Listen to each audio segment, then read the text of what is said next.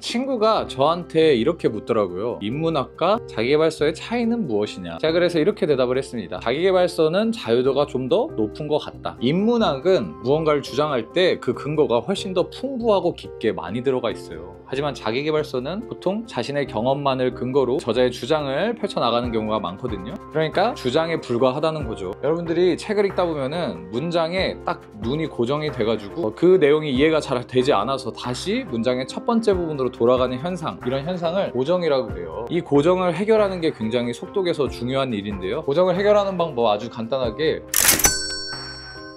안녕하세요. 오늘은 독서의 기술이라는 책에 대해서 리뷰해 보도록 하겠습니다. 딱 봐도 진짜 오래되어 보이죠? 1940년대 출판된 책이고 우리나라에는 1986년도에 들어온 책입니다. 이 뒤에 보시면은 이렇게 광고가 있는 게 완전 옛날 책인 거 티가 나죠? 그만큼 오래된 책이고, 오래된 책인데도 불구하고 여전히 찾는 사람이 있다는 거는 좋은 책이라는 증거가 되지 않을까 싶습니다.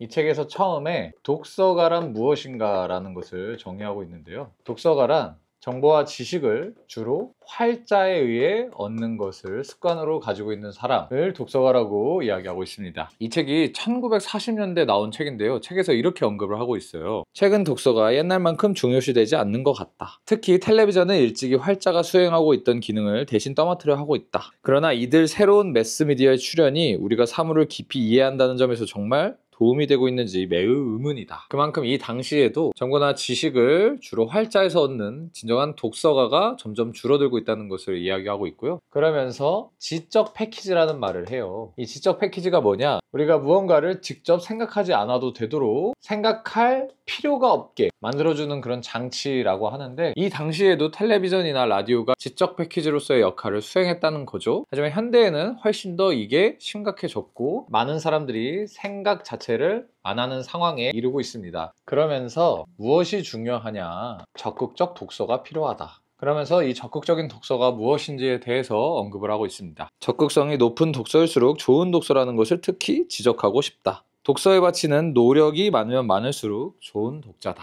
라고 이야기를 하고 있습니다. 자, 노력을 해야 된다는 것인데, 그렇다면 이 노력은 무엇을 의미할까요? 여러분들이 책을 읽다가 모르는 구절이 나오면 보통 인터넷에 검색을 하죠. 이렇게 바로 검색을 하면 안 된다는 거예요. 모르는 게 나왔을 때 바로 뭔가 검색해서 알아내려는 게 아니라 그 책 안에서만 이해하려고 노력하라는 겁니다. 그러면서 이렇게 언급을 하고 있어요. 자기의 이해를 초월하는 책을 읽을 때야말로 읽는 이는 실체 외부로부터 도움에 의지하지 말고 씌워진 글자만을 실마리로 하여 그 책과 맞붙지 않으면 안 된다. 그러니까 책 안에서만 어떻게든 그것을 이해하려고 노력해 보라는 거죠. 맞붙는다는 표현이 인상 깊었습니다. 물론 항상 이렇게 해야만 하는 건 아니고요. 분명 지리의 힘 같은 책 읽을 때는 지도를 펴놓고 읽어보는 게 머릿속에 훨씬 잘 들어오곤 해요. 하지만 어려운 게 나올 때마다 인터넷을 찾아보는 습관을 가진다면 그것 또한 문제가 되겠죠. 그러면서 또 이렇게 언급을 하고 있는데요. 최초의 통독으로 반쯤밖에 알지 못하더라도 재독을 하면 훨씬 더 잘 알게 될 것이 틀림없다. 그러니까 좋은 책이라면은 한 번만 읽을 생각을 하지 말고 나중에 다시 읽을 것을 생각해서 쭉쭉 통독하면서 읽으라는 겁니다. 자, 그리고 적극적 독서라 하면 또 중요한 게 질문인데요. 자, 보통 제가 책을 읽으면서 만들어내는 질문은 이렇습니다. 이 책의 제목이 왜 이 제목일까? 저자는 이 책의 제목을 왜 이렇게 지었을까? 이걸 첫 번째 질문으로 하고 그 책 안에서 이유를 찾으려고 노력을 하는데요. 예를 들어서 사피엔스라는 책 있잖아요. 이 책의 첫 번째 장 초제목이 별로 중요치 않은 동물이에요. 그리고 두 번째가 지식의 나무거든요. 자, 인간이라는 동물이 원래 중요치 않은 동물이었는데 어떤 우연한 계기로 유연한 언어를 습득하게 되었고, 이 유연한 언어 덕분에 엄청나게 많은 인간이 협력을 할 수 있게 되었죠. 그래서 그 유연한 언어를 이 지식의 나무라고 빗대어 가지고 설명하면서 이 사피엔스라는 동물이 어떻게 지구상 중요한 동물이 되었는가 라는 것을 언급하면서 시작을 하고 있습니다. 그러면서 제목을 이렇게 둔 거고요. 어쨌든 중요한 것은 질문이고, 저 같은 경우는 책의 제목 그리고 소제목들이 왜 이런 제목으로 지어졌을까를 중심으로 질문을 만들면서 책에서 그 내용을 찾아보는 재미로 책을 읽고 있습니다. 저자도 이것에 대해서 강조를 하고 있는 거고요.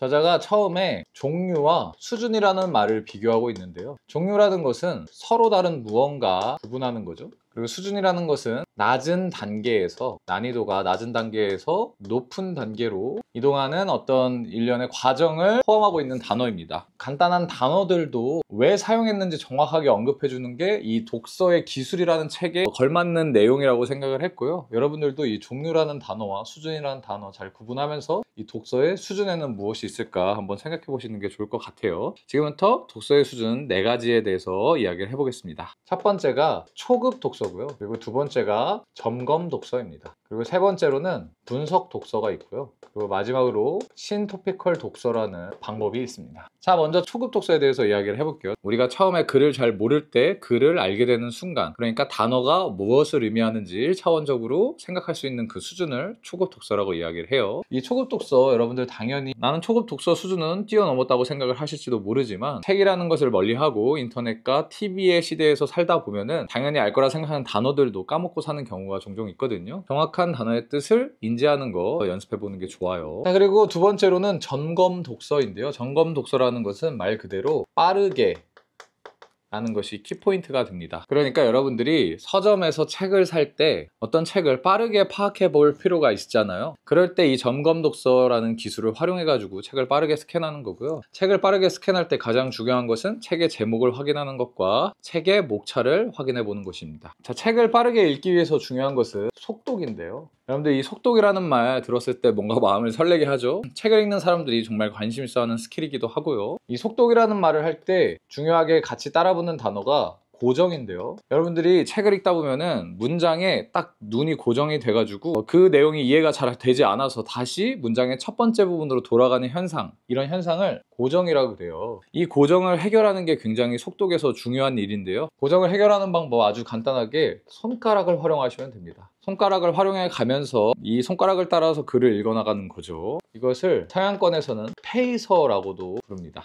그러니까 처음에 여러분들이 내용이 잘 이해가 되지 않더라도 손가락을 그냥 따라가면서 굳이 첫 번째로 돌아가지 않는 그 습관을 들이셔야 돼요. 속독을 하기 위해서는. 그리고 저자가 이렇게 언급을 하고 있는데요. 정신이라는 이 굉장한 인간의 도구는 다만 눈을 통해서 필요한 정보가 주어지기만 하면 정말 한눈에 하나의 문장 또는 한 단락마저도 포착할 수가 있다. 그만큼 우리의 눈은, 그리고 우리의 정신은 글을 읽는 데 특화가 되어 있기 때문에 조금만 연습을 하다 보면은 문장 단위로 정보가 머릿속에 들어오는 것을 경험하실 수 있습니다. 저도 하루에 3시간씩 한 3개월에서 6개월 사이에 이런 경험을 했고요. 책을 꾸준히 읽다 보면은 이런 능력이 올라간다는 거 다시 한번 언급드리고 넘어가겠습니다. 자, 그리고 세 번째는 분석 독서예요. 자, 분석 독서에서 중요한 거, 아까 책을 읽을 때 중요하다고 말씀드린 거, 질문입니다. 저자는 4가지를 언급을 하고 있어요. 첫 번째가 책의 주제가 무엇인지, 그리고 두 번째는 어떻게 서술에 나가고 있는지, 그리고 세 번째는 그 주장과 주제가 진실한가, 그리고 마지막으로 이 책이 여러분들에게 어떤 의의를 가져다 주는가. 이렇게 4가지를 질문하면서 읽으면 훨씬 더 책을 폭넓게 이해하는 방법이 될 수 있다는 거 잘 기억해 두시면 좋을 것 같습니다. 자, 그러면서 이런 질문들을 하면서 책을 읽는 내내 행간에다가 여러분들의 생각을 작성하는 것을 게을리 하지 말라고 하는데요. 그러면서 이런 얘기를 해요. 책 보면은 이렇게 빈 종이가 있잖아요. 빈 부분이 있는데 여기에다가 여러분들만의 요약이나 개요를 작성해 보라고 해요. 그렇게 되면은 이 책의 저작권은 당연히 출판사와 저자에게 있지만 이 책 한 권에 대해서는 지적 소유권을 여러분들이 가진다는 거, 이 부분이 저에겐 굉장히 의미 있게 다가왔거든요. 자, 그 다음으로 분석 독서에서 중요한 것은 협의인데요. 누구와의 협의냐? 당연히 저자와 독자 간의 협의겠죠. 그래서 이 협의라는 것은 단어에 대한 협의인데요. 예를 들어서 읽는다라는 단어를 살펴볼게요. 이 읽는다라는 단어는 여러 가지 뜻으로 사용될 수가 있는데, 첫 번째는 오락을 위해 읽는다, 정보를 위해 읽는다, 이해를 깊이 하기 위해 읽는다. 같은 X라는 읽는다라는 단어가 사용되었지만 각각 뜻이 A, B, C로 갈리고 있어요. 그러니까 이 X라는 읽는다라는 단어에 A라는 뜻이 포함될 수도 있고요, B라는 뜻이 포함될 수도 있고 C라는 뜻이 포함될 수도 있죠. 저자는 XA를 뜻으로 사용을 했는데 여러분들이 XB라는 뜻으로 이 단어를 해석하면은 저자와 협의가 잘 안 된 거죠. 그러니까 이 읽는다라는 뜻이 정확히 무슨 뜻을 잘 하고 있는지 여러분들이 잘 생각하면서 읽어야 된다는 거. 제가 문해력 영상에서 이런 얘기 한 적 있죠. 단어는 층위로 층위를 가진다. 어떤 층위를 가지고 있냐, 어떤 층위를 저자가 사용하고 있는지 여러분들이 잘 파악하는 게 그만큼 중요하다는 겁니다. 자, 그리고 두 번째로 중요한 예시가 있는데요. 제가 단어를 또 사용을 해볼게요. 개발과 통찰. 자, 겉보기에는 다른 단어죠. 하지만 이 개발과 통찰이 이해력을 깊이 다지는 일이라는 뜻을 공유하고 있다면 두 단어의 생김새는 다르지만 A라는 뜻을 공유하고 있고 이 뜻이 같을 수도 있다는 거. 저자가 책을 쓰다 보면은 같은 단어를 계속 사용하는 게 여러분들을 지루하게 만들 수 있기 때문에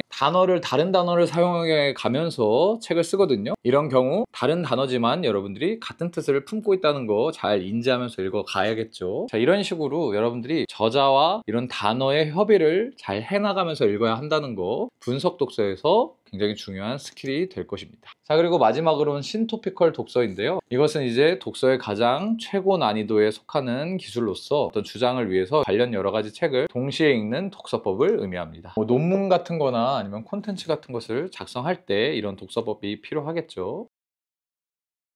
자, 친구가 저한테 이렇게 묻더라고요. 인문학과 자기계발서의 차이는 무엇이냐? 제가 그래서 이렇게 대답을 했습니다. 자기계발서는 자유도가 좀 더 높은 것 같다. 이 말이 의미하는 게 뭐냐면 인문학은 무언가를 주장할 때 그 근거가 훨씬 더 풍부하고 깊게 많이 들어가 있어요. 하지만 자기계발서는 보통 자신의 경험만을 근거로 저자의 주장을 펼쳐나가는 경우가 많거든요. 그러니까 주장에 불과하다는 거죠. 저자도 이 지식과 의견이라는 파트에서 이렇게 언급을 하고 있습니다. 지식은 근거가 충분한 의견이다. 여러분들이 무언가를 주장할 때 그것의 근거가 충분한지를 한번 검토해 보시는 게 좋고요. 단순 의견이 될 것인지 아니면 지식에 근접한 여러분들만의 어떤 뚜렷한 주장이 될 것인지, 그것은 아까 말씀드렸다시피 충분한 근거에서 갈린다. 저 같은 경우에도 제가 콘텐츠를 만드는 게 어떻게 보면 일종의 주장이잖아요. 근데 이 주장에 대한 근거는 세계적으로 많은 사람들이 인정한 훌륭한 책에서 그 근거를 가져오는 경우가 많기 때문에 제 주장에 그만큼 힘이 실린다고 생각을 하고 있습니다. 그래서 이 훌륭한 책들에 포함되어 있는 그 거대한 지식들을 도매로 떼어다가 여러분들에게 소매로 전달해주는 역할을 하는 게 제 지식소매상이라는 유튜브 이름의 뜻이기도 하고요. 자, 그런 만큼 오늘도 지식소매상으로서 여러분들에게 좋은 내용 잘 전달드리려고 노력했으니까 재밌게 보셨으면 좋아요와 구독 부탁드리겠습니다. 시청해주셔서 정말 감사합니다.